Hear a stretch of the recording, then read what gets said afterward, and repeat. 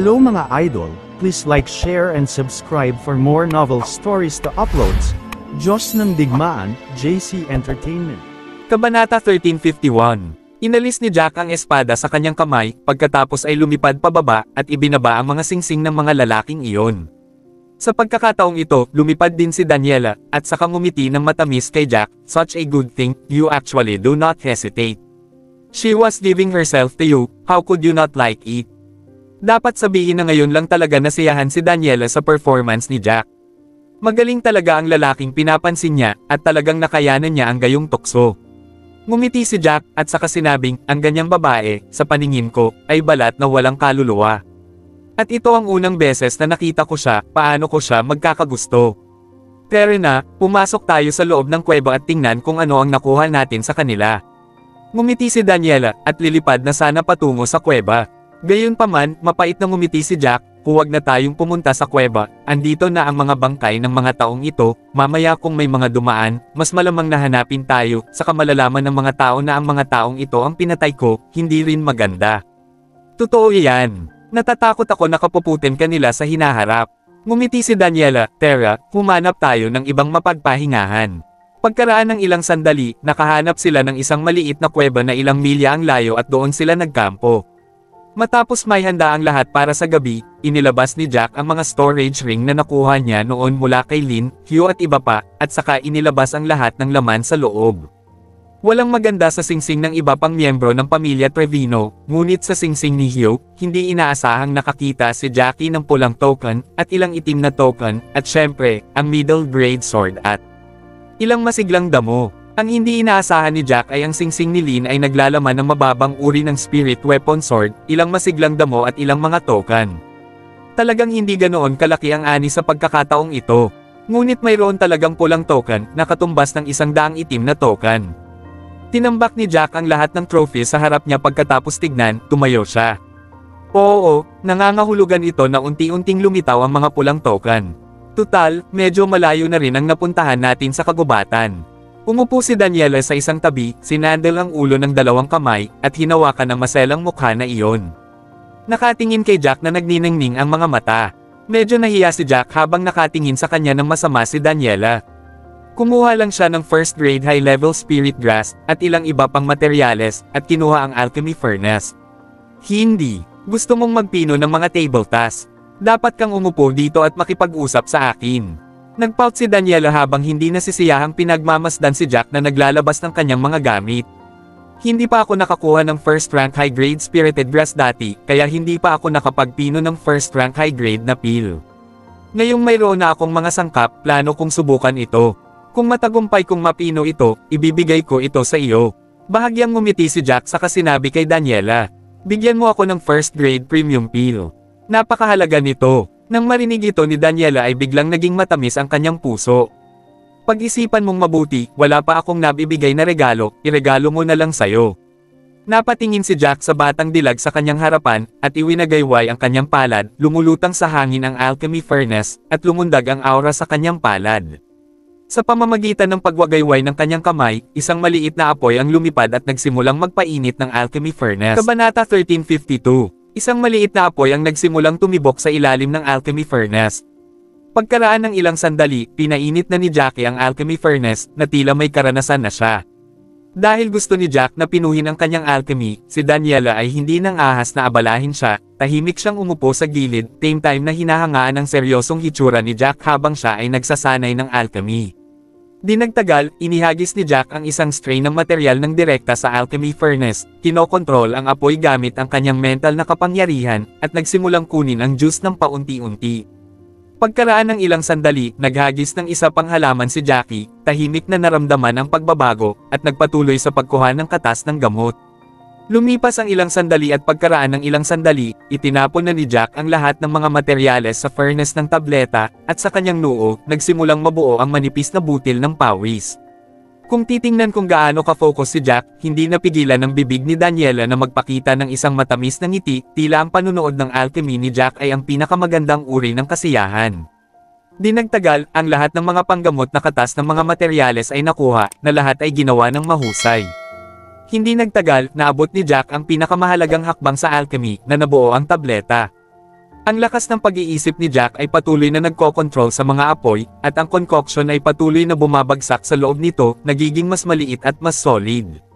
Nakuha ko. Biglang umangat ang isang kamay ni Jackie, at may lumipad na maliit na tableta at lumutang sa harapan niya, at ang sulok ng bibig ni Jackie ay nagpakita din ng kontentong ngiti. Nagtagumpay ka ba? Diyos ko, nagtagumpay ka talaga sa unang pagkakataon. Nakita ito ni Daniela, lumiwanag ang kanyang mga mata, at tumakbo. Ang unang elder ng aming pamilya ay isang master ng alchemy, gayunpaman, hindi pa siya nagtagumpay sa unang pagsubok. Karaniwang kailangan niyang mabaigo ng ilang beses bago siya magtagumpay. Ha! Huminga ng malalim si Jack at ininom ang tableta at tiningnan ito ng mabuti, hindi naman masama, maswerte ako na nagtagumpay ito, ngunit hindi ito masyadong maganda, medyo karaniwan. Napakabuti na nagtagumpay ito, at sa tingin mo pa rin ay hindi ito sapat. Binigyan ni Daniela si Jack ng isang blankong tingin, kung nabigo ka, talagang nasayang ang mga materyales na ito. Tumango si Jack, at pagkatapos ay marahang inilagay ang tableta sa palad ni Daniela, para sa iyo ito. Maganda ang talento mo, nabalitaan ko na tamad ka lang. Sana ay matulungan kitang makapasok sa gitnang yugto ng True God Realm. Well, salamat kung gayon. Si Daniela ay tumawa ng matamis, ang kanyang mga mata ay naningkit hanggang sa isang hiwa, at pagkatapos ay sinabi, magsasanay ako sa gabi kapag mayroon akong oras, at kapag ang aking cultivation base ay matatag na, gagamitin ko itong tableta mo upang subukan at magtagumpay. Pagkatapos magsalita, iniligpit ni Daniela ang tableta, at marahang isinandal ang ulo sa balikat ni Jack. Jack, napakabait mo sa akin. Tahimik na tumingin ang dalawa sa liwanag ng buwan sa labas ng kuweba, at pagkatapos ng maikling pahinga, muling nagliwanag ang langit. Mabilis na lumipad ang dalawa palabas ng kuweba at muling lumipad. Kinaumagahan, napakabilis ng pagpunta ng dalawa, lumipad muli sila ng maikling distansya sa kagubatan bago nakatagpo ng ilang halimaw sa kalsada, ngunit hindi sila gaanong makapangyarihan, at mabilis silang naharap. Kasama ni Jack, gayunpaman, ang mga ani ay hindi malaki. Dalawang itim na token at dalawang first-grade intermediate spirit grasses lamang ang natagpuan noong umaga. Kinahaponan ay muling umalangaw-ngaw ang isang nakakatakot na dagandong. Sa hindi kalayuan sa harapan ng dalawa na tila napakatindi. Kabanata 1353. Mukhang maraming tao sa unahan sa labanan. Kumunat ang noo ni Daniela, tara na at tingnan natin, baka sakaling may mga kapamilya natin. Tumango si Jack, at sumunod kay Daniela, lumipad sa direksyon kung saan nanggaling ang tunog. Pagkalipas ng ilang sandali, nakita nila na ang isang dosenang kabataan mula sa pamilya Cabello ay napaliligiran sa isang patch ng damo. Nakapaligid sa kanila ang higit sa 20 katao mula sa pamilya Lagorio at isang dosina mula sa mga Panginoon ng pamilya Hunt na galit na nakatingin sa kanila. Sa lupa, mayroon ng 7 o 8 master mula sa pamilya Cabello na nakahiga, hindi na humihinga. Damn it! Walang hiya talaga itong mga pamilyang Lagorio na ito, talagang nakipagsanib puwersa sila sa pamilyang Hunt para patayin ang ating mga tao. Namula si Daniela sa galit. Nandoon din ang pangalawang kapatid mo. Nakangiting walang magawa si Jack habang nakatingin sa malayo. Ang eksena sa harap niya ay hindi lampas sa kanyang inaasahan, ang mga tao ng pamilyang Lagorio, na ngayon ay masama ang pakikitungo sa pamilyang puti, ay nagsimulang kumita ng pabor sa mga tao ng pamilya ng Hunt. At ang mga tao ng pamilya Hunt, malinaw naman dahil sa mga pangyayari ni Jack at Helena, ay nagkaroon ng sama ng loob sa pamilyang White at sa pamilya Cabello. Sa makatuwid, ganap na makatwiran para sa kabilang partido na kumilos laban sa pamilya Cabello. Mukhang nasugatan ang braso ng kapatid ko. Damit may 2 master sa middle stage ng True God Realm in the Hunt family. Nandoon din ang isa sa master ng pamilya Lagorio sa middle stage ng True God Realm. Kahit na isinasaalang-alang ang kakayahan ng pangalawang kapatid ko, hindi pa rin siya mapapantayan sa kanilang tatlo. Hindi nagtagal ay natuklasan ni Daniela na may karagdagang sugat din si Venus sa kanyang braso, at umagos ang dugo mula roon na nabahiran ng pula ang kanyang manggas. Sa oras na ito, pansamantalang huminto ang labanan, at ang grupo ng mga tao sa labas ay tumingin sa kanila na may ngiti, na parabang ang mga tao sa loob ay nakulong na parang mga pagong sa isang urn. Makinig kayong lahat sa akin. Lahat ng mga miyembro ng pamilyang Cabello na ito ay dapat patayin, ngunit panatilihing buhay ang Venus na ito. May isang lalaki sa gitnang yugto ng True God Realm mula sa pamilyang Hunt na nagsabi sa lahat, kung tutuusin, ang pangalawang Young Master ay nag-utos na sa oras na iyon, kung magkakaroon tayo ng pagkakataon na mahuli itong si Venus o si Daniela, kapag nakilala natin siya at ibigay ang dalawang ito sa kanya, tayo ay gagantimpalaan ng husto. Talagang tama, ang pangalawang Young Master na ito ay tunay na namumukod-tangi, na naisip ng eksakto kung ano ang kailangang gawin at ipinatupad ninyong lahat ang kanyang mga naisin. Mapaglarong tumawa ang isang lalaki mula sa pamilya Lagorio. Haha, oo, maraming master dito, at mayroon ding dalawang nangungunang master sa True God Realm.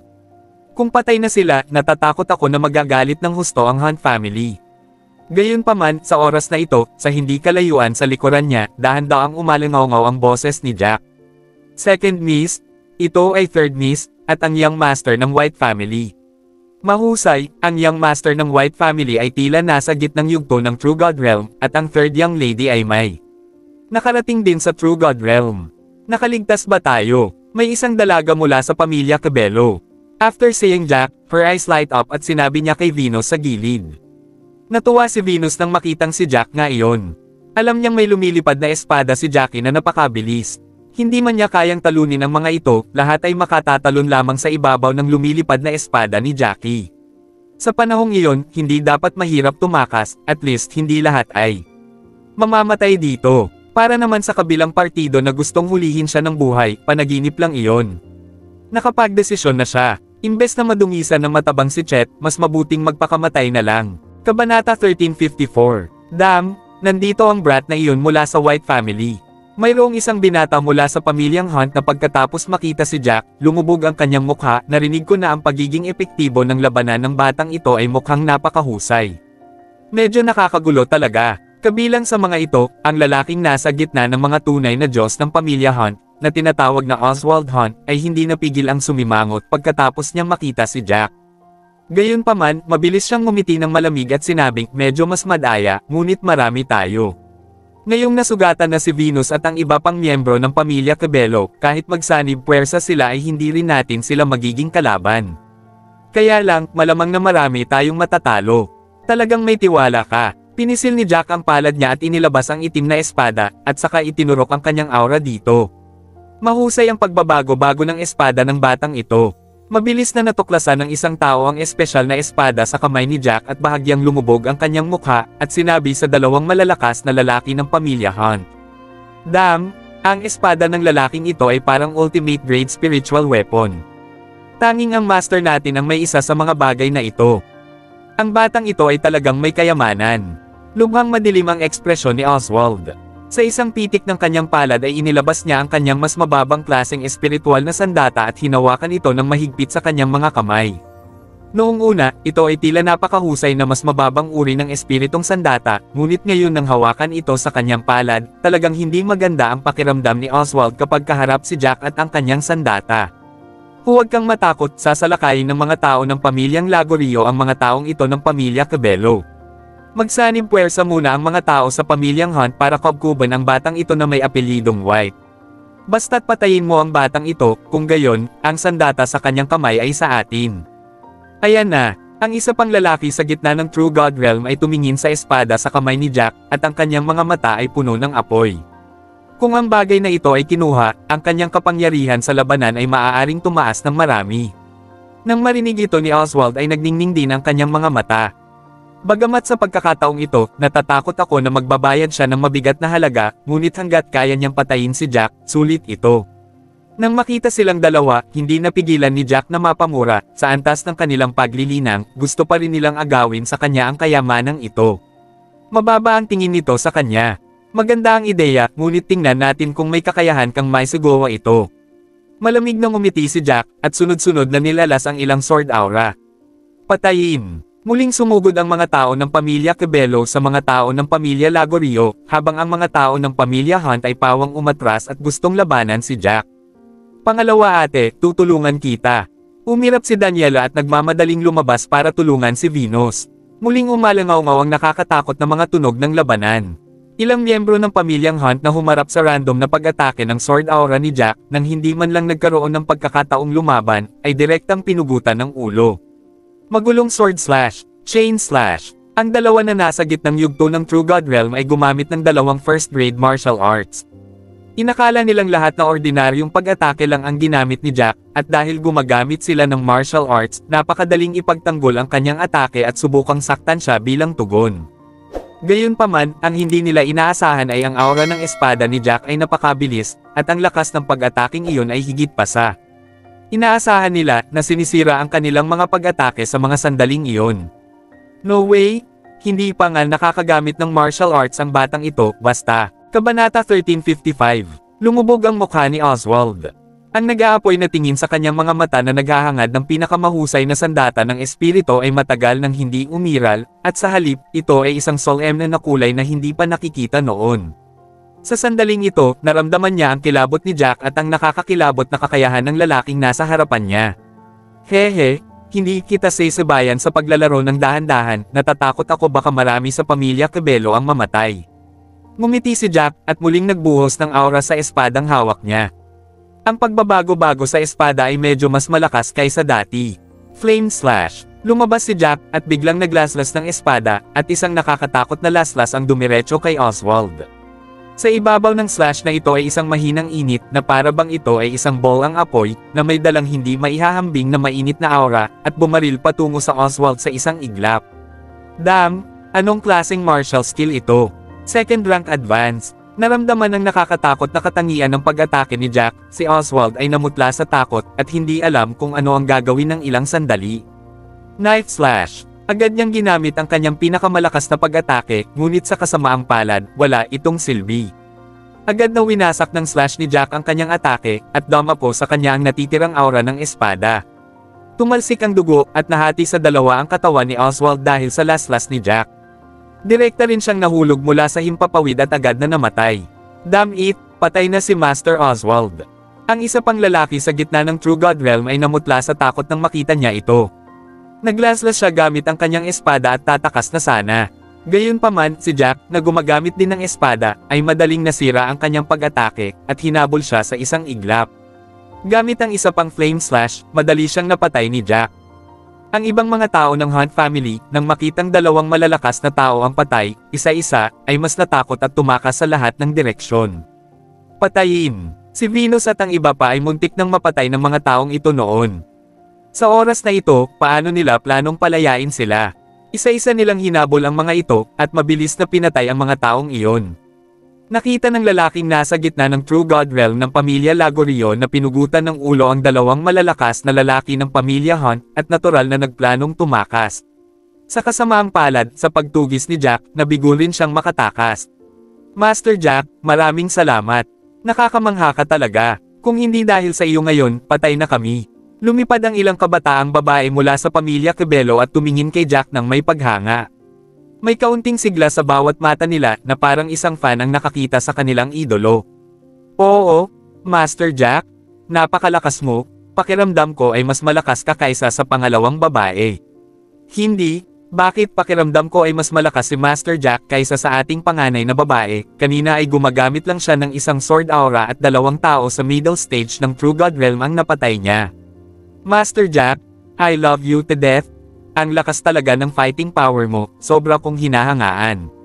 Mayroong ilang mga batang babae sa pamilya Cabello na may mga mukha ng infatuation, at ang ilan ay gustong direktang umamin kay Jack. Si Venus sa gilid ay nahihiya sa kanyang puso. Ano ba, masyado siyang nabigla. Kabanata 1356, Ubo, ate wag kang ma-depress, ganun siya kalakas haha. Nang makita ang mukha ng kanyang pangalawang kapatid na may hinanakit, walang pusong ngumiti si Daniela. Alam na alam niya sa kanyang puso na ang pangalawang kapatid na babae at ang panganay na kapatid na babae ay parehong iniidolo ng mga nakababatang henerasyon sa Cabello pamilya. Ngayong sobra-sobra na ang papuri ng ibang Cabello family masters kay Jack at itinuring nilang idolo si Jack, natural, medyo naasim ang second sister sa kanyang puso.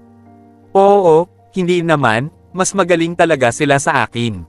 Nilukot ni Venus ang kanyang mga labi, nag-isip sandali, at sinabing hindi nakakumbinsi, pero mabuti, ito ay higit sa lahat dahil mayroon siyang ultimate grade spiritual weapon. Kung mayroon akong ultimate grade weapon, maaaring hindi rin ako mas mababa sa kanya.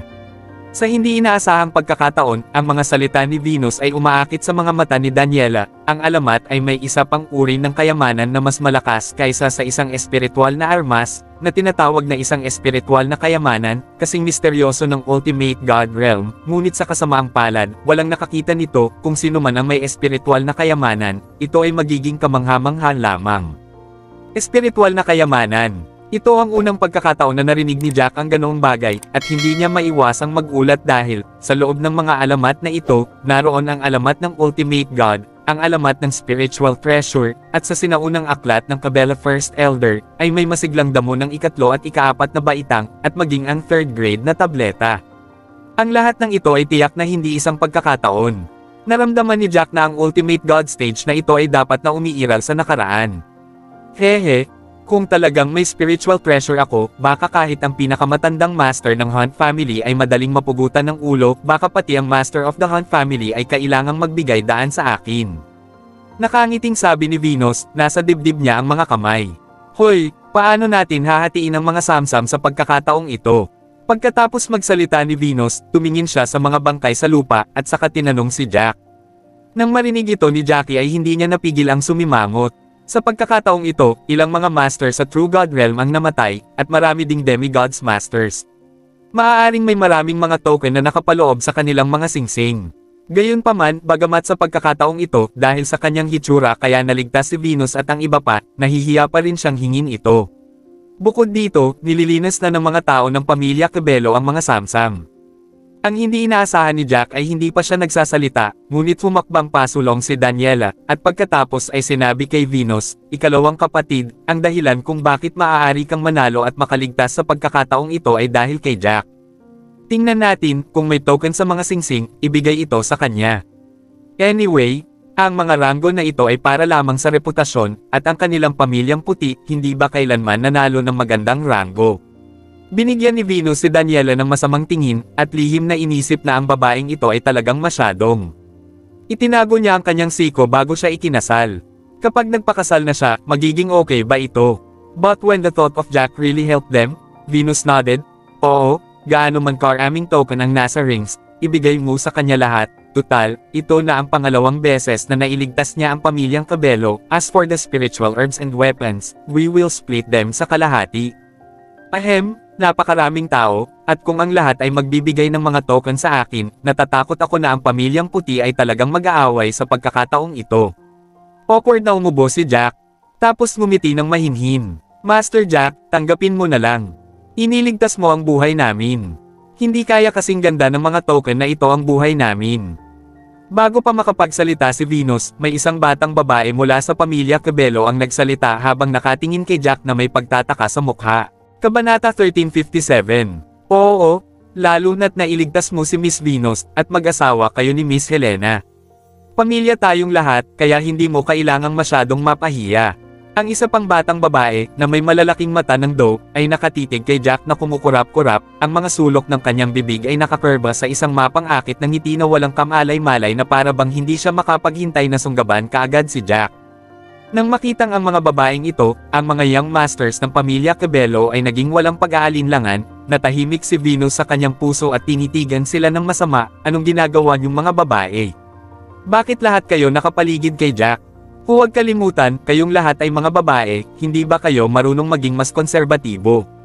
Nang makitang nagalit si Venus ay lumayo ng ilang hakbang ang mga dalaga sa hapdi, ngunit hindi pa rin nila napigil ang magnakaw ng paminsan-minsang pagsilip sa gwapo at makapangyarihang lalaki na nasa harapan nila. Hindi inisip ni Daniela na may mali.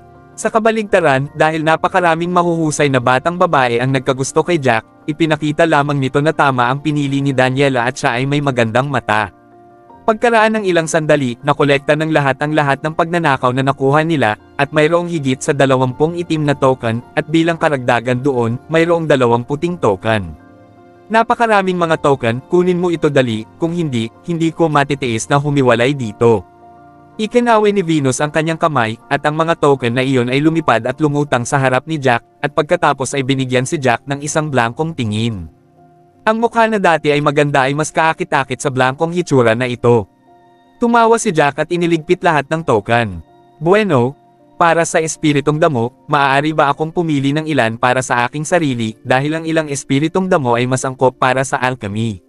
Ngunit huwag kang mag-alala, tiyak na hindi na ako kukuha ng higit pa. Sabi ni Jack tapos tumingin sa spirit grass. Marunong ka bang mag-alchemy? Nagulat si Venus, at bahagyang nakaawang ang mapupulang labi. Ang alchemy ay isang kasanayan, at nangangailangan ito ng mga taong may malakas na kapangyarihan sa pag-iisip, at ang uri ng katangian ng apoy sa kanilang aura upang magkaroon ng pagkakataong gumawa ng alchemy. Kahit noon pa man, ang ibang mga cultivator na maaaring magpino ng mga ordinaryong healing pill ay itinuturing na napakahusay. Pagkatapos, ang mga alchemist ay mas bihira, sila ay isang ganap na bihirang species. Ang nakatatanda sa pamilya Kibelo at ang pangalawang batang master ng pamilya Hunt ay pawang mabubuting alchemist. Ito ay tiyak na dahil dito na sila ay naging mga bagay ng pagsamba ng maraming tao. Hindi maisip ni Venus na si Jack, isang bata na bumalik mula sa karaniwang mundo, ay maaaring magsanay ng alchemy. Siyempre kaya niya, hindi lang siya marunong gumawa ng alchemy, tinuturing din siyang first-grade high-level alchemist. Sabi ni Daniela tungkol kay Jack, punong-puno ng kasiyahan ang mukha nito, at nang ipihit niya ang kanyang palad, inilabas niya talaga ang first-grade premium pill na ibinigay ni Jack, at saka umindayog sa harap ng kanyang pangalawang kapatid na babae, "Pangalawa ate, tingnan mo, ito ang pino ni Jack, at binigyan niya ako ng regalo." My goodness, isang first-grade premium pill. Isa talaga itong first-grade premium pill. Ang ganyang pill ay lubhang kapaki-pakinabang para sa mga tao sa True God Realm. Hindi ko inaasahan na talagang magbibigay si Jack ng ganoon kamahal na bagay sa third lady pagkatapos itong pinuhin. Ilang kabataan mula sa pamilya Kibelo ang naiinggit na tumingin sa tableta sa kamay ni Daniela. Hindi katakataka na ang unang ginang ay mahuhulog kay Jack nang napakabilis at sapilitang hahalikan siya sa kalye, napakahusay na lalaki na hindi makakalaban, ito ay sadyang nakakataba ng puso. Kabanata 1358. Not to mention other people, kahit si Venus, na tumingin sa tableta sa kamay ni Daniela, ay naiinggit. Tiningnan niya ang tableta sa kamay ni Daniela, at sa wakas ay hindi niya napigil ang sumigaw kay Jack, ang unfair mo talaga. Unfair. Kumunat ang noo ni Jack, iniisip kung ano ang ibig sabihin ng kabilang partido. Alam naman ni Venus na nasa romantikong relasyon sila ni Daniela, hindi ba normal lang na regalo ang pill sa girlfriend? Nagkatinginan ng ibang miyembro ng pamilya Kibelo, medyo nalilito ang mga ekspresyon nila. Ito ang unang pagkakataon na nakita nilang kausap ni Venus ang isang tao sa ganoong tono. Siyempre, magkasintahan kayo ng panganay nating kapatid, at binigyan mo si Daniela ng first grade premium pill. Pero, huwag mong kalimutan, little sister mo rin ako. Malamig na sumengot si Venus, at talagang nagpout. Bahagyang bamuka ang mapupulang labi ni Daniela, at hindi niya inaasahan ang pangalawa niyang kapatid na kahit alam na ang relasyon nila ni Jack ay magsasalita pa rin ng napakaraming kalokohan at manghihingi ng tableta. Hindi inaasahan ni Jack na hihingi ni Venus ang tableta sa ilalim ng banner na dapat alagaan ng kanyang bayaw ang kanyang nakababatang kapatid. Ngumiti siya ng mapait at pagkatapos ay sinabing, "Walang problema, kaya kung bigyan ka ng parehong tableta. Pinipino ko sila kapag libre ako sa gabi." Nang marinig ito, ngumiti si Venus at tuwang-tuwang sinabi, "Ito ang sinabi mo, kaya huwag mong pagsisihan." Bueno, kung ako? Si Jack White ang nagsalita, natural na tutuperin ko ang aking salita. Tumanggaw si Jack at narinig ang dagindong ng isang halimaw sa di kalayuan, at pagkatapos ay nagsabi, "Okay, sige bilasan natin at hatiin din ang mga sandata at umalis sa lugar na ito, upang maiwasan ang anumang hindi kinakailangang gulo sakaling may dumating na mga hayop dito." Mabuti, mabuti. Not to mention kung gaano kasaya si Venus. Matagal na siyang nasa gitnang yugto ng True God Realm. Kung talagang mabibigyan siya ni Jack ng first grade premium pill, tiyak na makakalusot siya sa huling yugto ng True God Realm ng mas maaga. Ito ay hindi napakadaling makalusot, ngunit kung mayroong ganoong tableta, kung gayon ito ay magiging mas epektibo sa paglusot. Pagkatapos ng lahat, ang bentahe ng tableta na ito ay ang enerhiya sa loob nito ay napakadali at hindi banggitin, walang maraming mga impurities. Sa kritikal na sandali ng pambihirang tagumpay, makakatulong ito sa pagkumpleto ng pambihirang tagumpay ng sabay-sabay, at maaaring magpatuloy na magbigay ng tuloy-tuloy na daloy ng espiritual na suporta. At kung walang pill, kailangan man lang ng second grade low level o kahit second grade intermediate level spiritual grass, at higit sa isang spirit grass. Hindi bababa sa ilang mga espiritual na damo, kasama ang ilang unang gradong mataas na antas ng espiritual na damo ay kailangan bilang paghahanda sa pambihirang tagumpay. Kung ang spirit grass ay direktang ginagamit, ang epekto ay hindi kasing ganda ng paggamit ng tableta. Dahil ang enerhiya sa espiritual ng damo ay hindi lamang mas dalisay kaysa sa enerhiya sa tableta, ngunit walang gaanong enerhiya sa loob nito. Kapag naghahanda upang masira, ang enerhiya ng isang espiritual na damo ay maaaring hindi magtatagal bago ito maubos. Maaaring kailanganin mong gumamit ng pangalawang espiritual na damo upang mapunan kaagad ang enerhiya bago ka magpatuloy sa pag-atake sa cultivation base. Sa ganitong paraan, posible na kapag pinapalitan ang espiritu ng damo, ang isip ay mas malamang na maapektuhan, kaya humahantong sa kabiguan ng epekto ng paglilinang. Kung ang isa ay hindi pinalad, ang mga epekto ay maaari ding baligtarin na magdulot ng matinding pinsala sa isa. Kailangang gumaling sa loob ng isang yugto. Ng panahon, ganap na pagsasaayos ng isip bago magpatuloy na subukan ang susunod na tagumpay.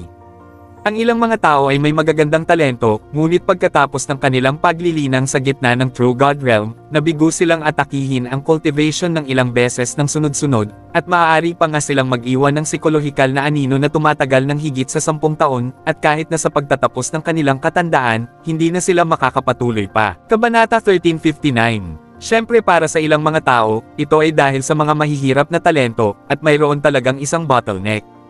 Walang paraan. Okay, let's go. Tandaan mo, simula ngayon ang mga taga-Cabello family at ang White family ay nasa iisang pamilya na, alam mo ba?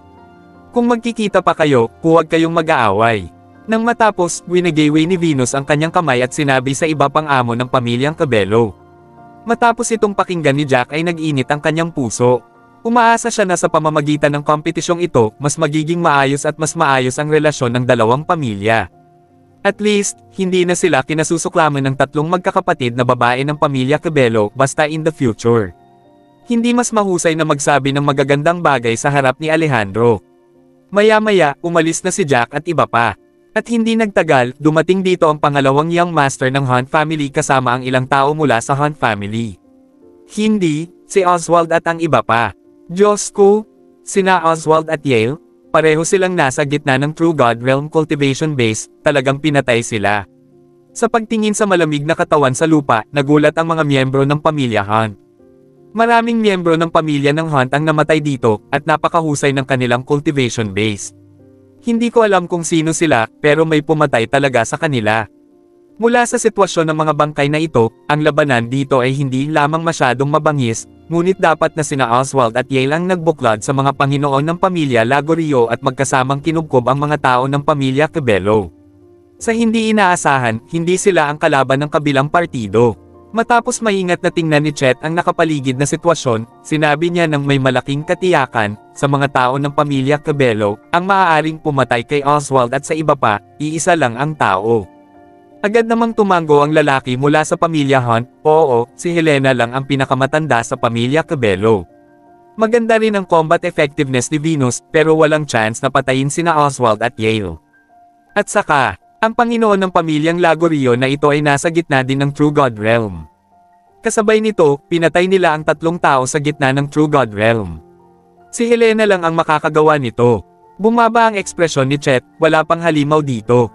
Halika dito, ito ay nagpapakita na hindi sila dapat umalis ng matagal. Tara na, sumugod tayo sa kailaliman ng kagubatan para tingnan kung maaabutan natin sila. Sa puntong ito, muling naikuyom ng mahigpit ni Chet ang kanyang mga kamao, itong Helena na ito, tila pagkatapos makatakas sa huling pagkakataon, sinimulan niyang patayin ang aming pamilyang Hunt. Mas mabuting huwag na lang akong makipagkita sa kanya, kung hindi, ipapakita ko sa kanya ang kahihinatnan ng pakikipaglaban sa aming pamilyang Hunt.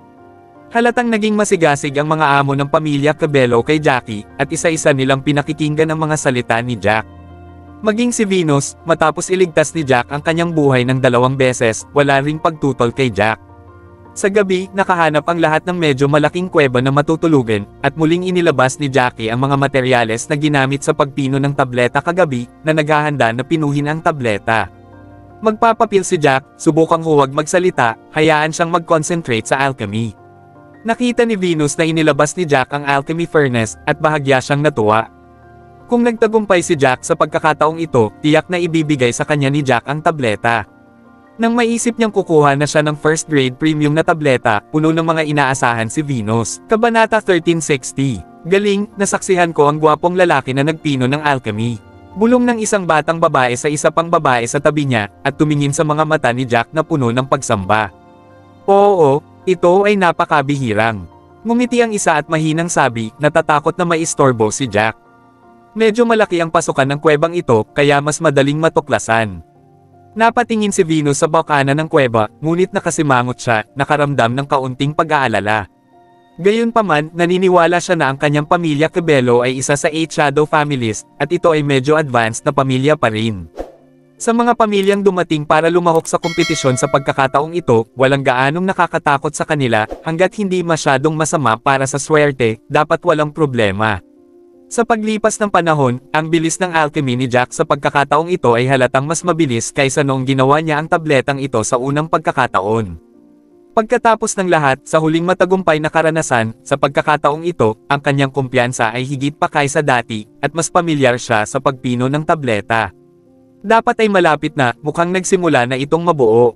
Nakita ko ang unang elder na nagpino ng tableta minsan. Muling nilingga ni Venus si Jack, at gumaan ang loob niya. Naniniwala siyang magtatagal lang ito. Kung walang dadating namang istorbo kay Jack, malalaman mo kung magtagumpay ka sa oras na iyon. Kung tutuusin sa ekspresyon ngayon ni Jack, mukhang malaki pa ang tsansa na magtagumpay. Napaka-plain ng mukha ni Jack, at parang napakaganda ng lahat. Hoy, may kuweba dito? Go, dito tayo magpalipas ng gabi.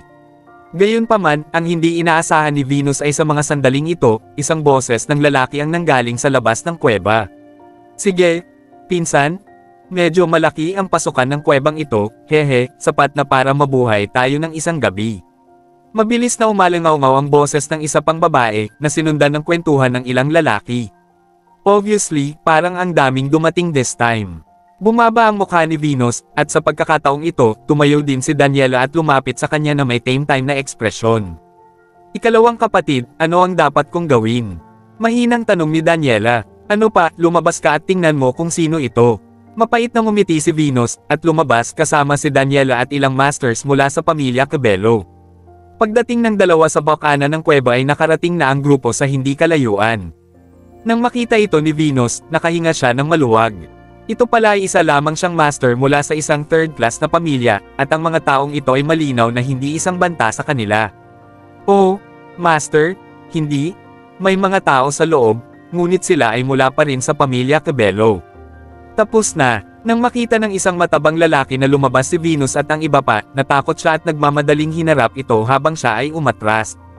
Ang mga ito ay mga Panginoon lamang ng isang third class na pamilya, at ang mga may pinakamataas na antas ng cultivation ay halos hindi na magkaroon ng master sa demigod realm late stage, kahit isang tao sa tuktok ng demigod realm, lalo na ang true god realm sa maagang yugto. Kaya naman nang makita nilang kabilang sila sa pamilya Cabello ay namutla ang lahat ng mukha nila at agad silang napaatras ng ilang hakbang dahil sa takot. Lahat, kami, ninakawan kami ng aming mga token ng pamilya Hunt noon, at ngayon wala na kaming mga token. Sana ay palayain mo na kami. Please subscribe and hit the notification bell for more novel stories. JC Entertainment.